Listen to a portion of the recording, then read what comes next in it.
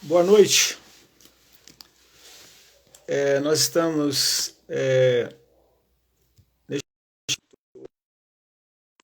pensando na dimensão do ser filho de Deus e de tomar consciência de que esse processo da paternidade divina foi por adoção, que é um gesto voluntário, não obrigatório, não imposto, mas de uma disposição pessoal do próprio Deus em nos adotar em Cristo e confirmando esta relação pela presença do seu Espírito em nós, nos iluminando para entender a revelação, nos inspirando, nos dando condição de nos orientarmos rumo à eternidade, na certeza de que as promessas que encontramos na palavra de Deus, elas serão cumpridas e que nós podemos descansar nessas promessas, sabendo todos nós que a nossa esperança ela se alimenta na palavra de Deus. Pela fé tomamos posse e nutrimos assim a nossa alma substancialmente com a graciosidade do Deus que nos adotou. A Bíblia ela é bem clara, dizendo que no versículo 14 de Romanos 8, porque todos os que são guiados pelo Espírito de Deus são filhos de Deus. Nós nos orientamos pelo Espírito de Deus. O Espírito de Deus nos orienta. Existe uma intencionalidade nesta relação homem-Deus e o homem. Sempre partindo de um princípio que há um intercambiar, há uma interação. No versículo seguinte, nós vamos ver que há um intercâmbio, há uma forma de conversa, de um diálogo, num nível transcendente, em que é possível você identificar esta direção que o Espírito de Deus te dá ao você se dispor a caminhar pela fé. E nesse caminhar você vai experimentando que essa intencionalidade de Deus é te dar condição de experimentar aquilo que é melhor dele, que de início foi através de Jesus, o Filho dele. O melhor de Deus não está por vir, mas já veio, que é Jesus. E nesta relação com este melhor de Deus, que é Jesus, nós vamos experimentar a boa, agradável e perfeita vontade dele. Então, a Bíblia diz aqui que, pois todos que são guiados pelo Espírito de Deus são filhos de Deus. O que significa isso para nós? Os cristãos não são guiados por impressões mentais subjetivas ou por sensações. A sensação ela é um conjunto de dados sensíveis, mas elas não servem para alimentar a fé. A fé se alimenta da palavra, conforme Romanos nos fala no capítulo 10, versículo 17. A fé vem pela pregação, pelo ouvir e ouvir a palavra de Deus, as promessas de Deus.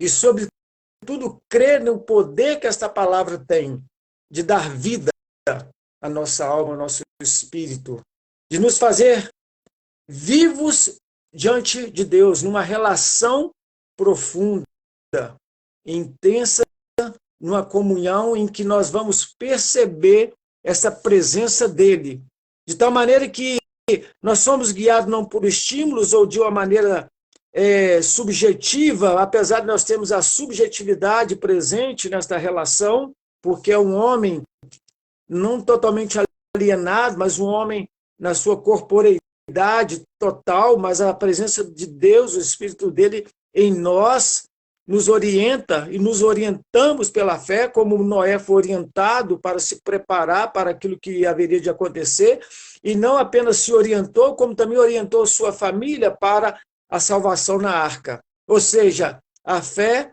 nos orienta e orienta aqueles que estão ao nosso redor também. Por isso, Paulo pôde dizer ao carcereiro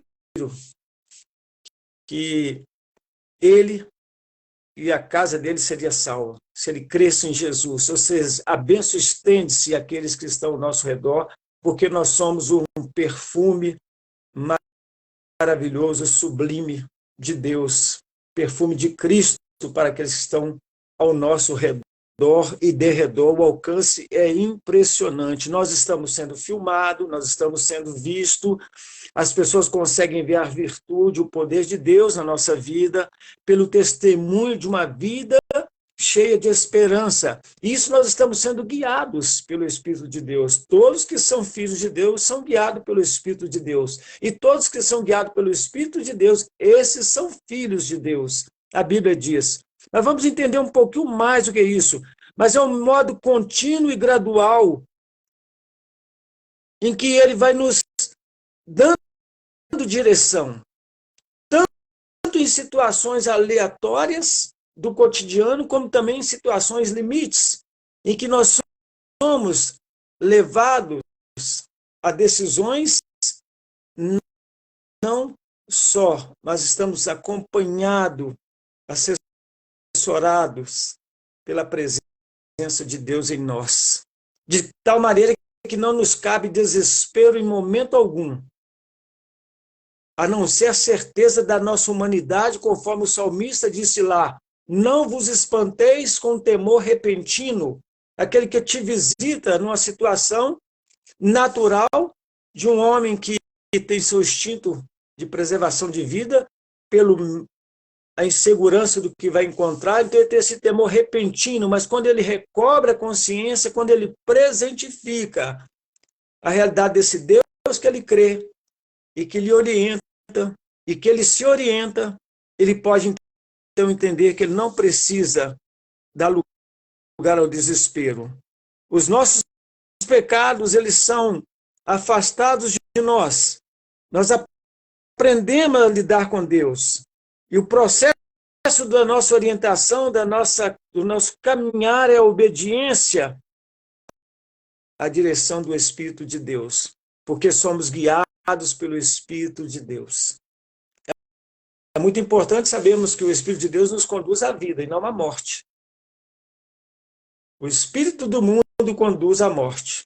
Os nossos desejos, se formos viver a nossa natureza, estaremos inclinando para a morte.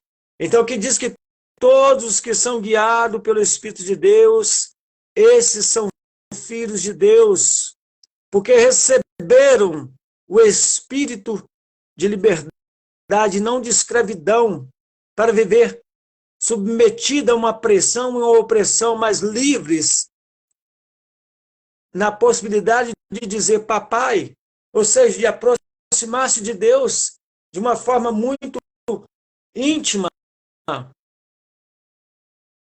e reivindicar essa atenção dele como realmente um pai que na profundidade de uma adoção voluntária, por meio do seu filho, nos acolheu. E o versículo 15 diz assim: porque não recebeste o espírito de escravidão para viverdes outra vez atemorizados, mas recebeste o espírito de adoção, baseado no qual clamamos: Abba, Pai.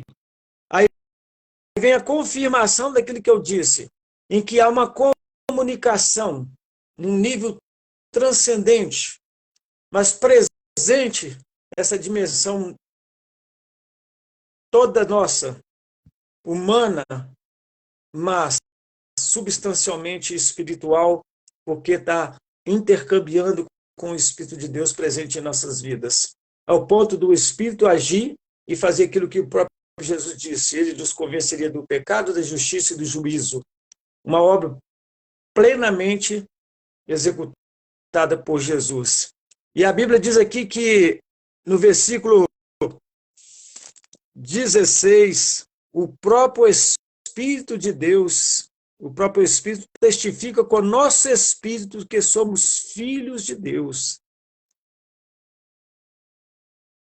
Ora, se somos filhos, somos também herdeiros.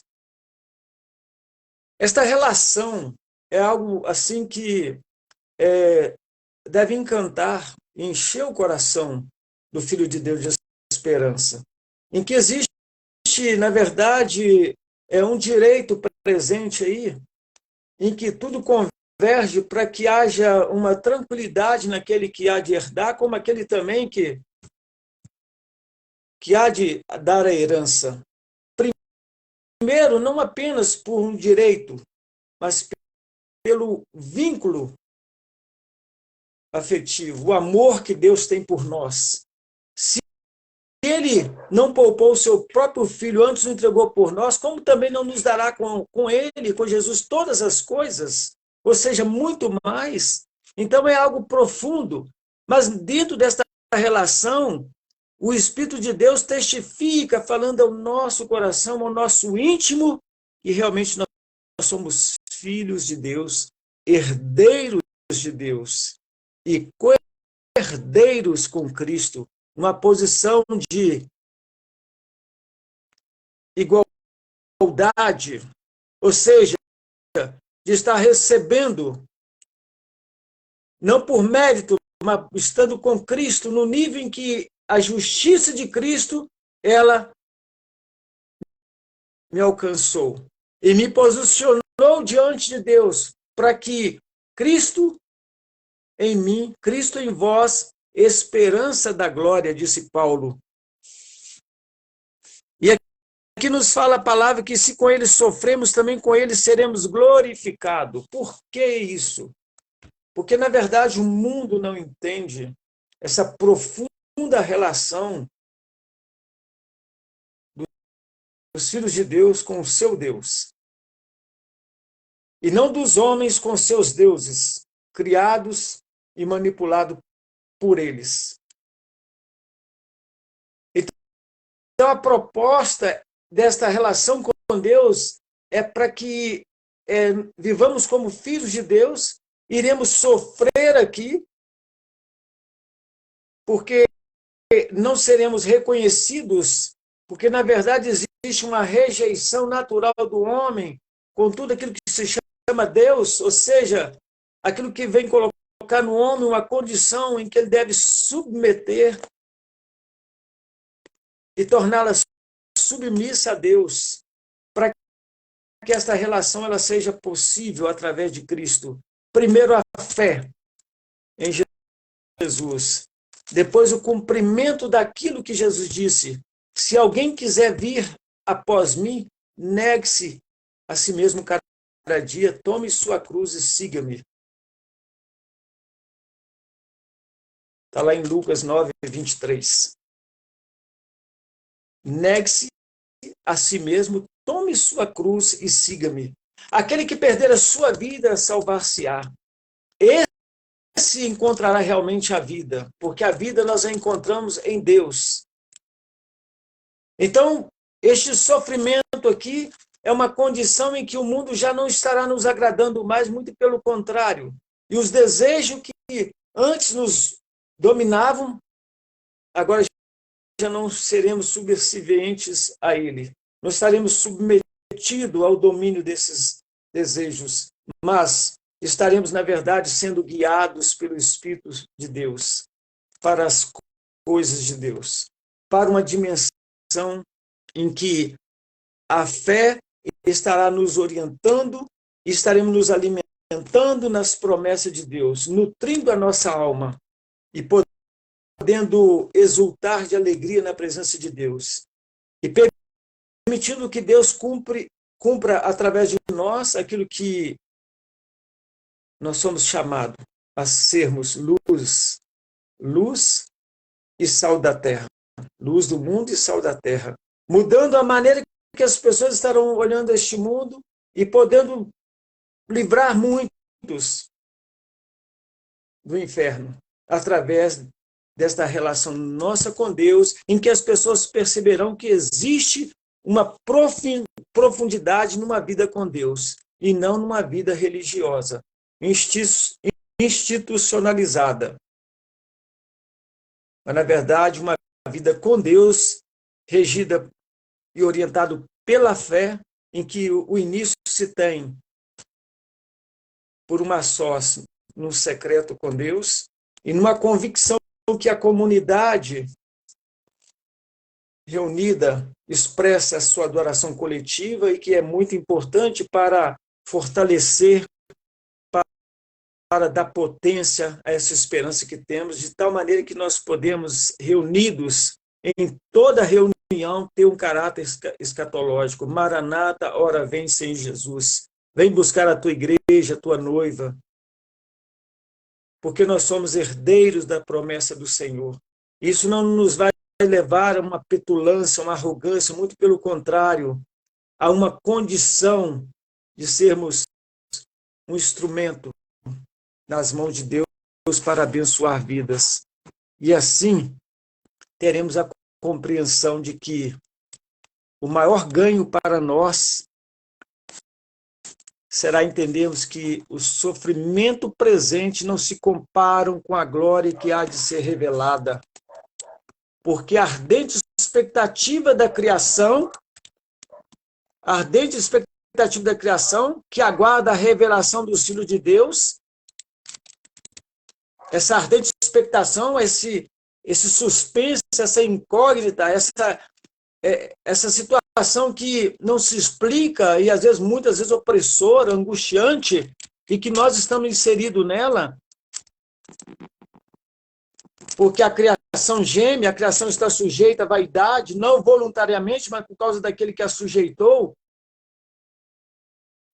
É interessante que nós estamos sujeitos a uma vaidade e devemos, então, estar acima desta vaidade para percebermos a profundidade desta filiação e dessa posição em que fomos colocados por Jesus para sermos herdeiros de Deus e cordeiro com Ele dessa graça maravilhosa, porque sabemos que toda a criação, em um só tempo, geme e suporta angústias até agora, e não somente ela, mas também nós que temos as primícias do Espírito, igualmente gememos em nosso íntimo, aguardando a adoção de filhos, a redenção de nosso corpo.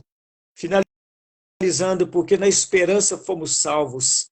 Ora, a esperança que se vê não é esperança, pois o que alguém vê, como espera, mas se esperamos o que não vemos, com paciência o aguardamos. A fé não se orienta por imagem, ela se orienta por promessas. A fé não se orienta por sensações, conjunto de dados sensíveis, distorcido por alguns valores subjetivos, em que nos levam a inclinar para aquilo que é do nosso gosto. Mas se a nossa inclinação está para Deus, não vamos cumprir as concupiscências, os desejos da carne. E aí, então, nós vamos poder viver realmente, aguardar com paciência o cumprimento das promessas e da promessa de Deus. Maranata, ora vem, Senhor Jesus. Louvado seja o nome do Senhor. Bom é ter esperança e aguardar em silêncio a salvação do Senhor. Jesus é tudo de bom. Entender essa verdade faz muita diferença na vida de uma pessoa. Que Deus nos abençoe em nome de Jesus.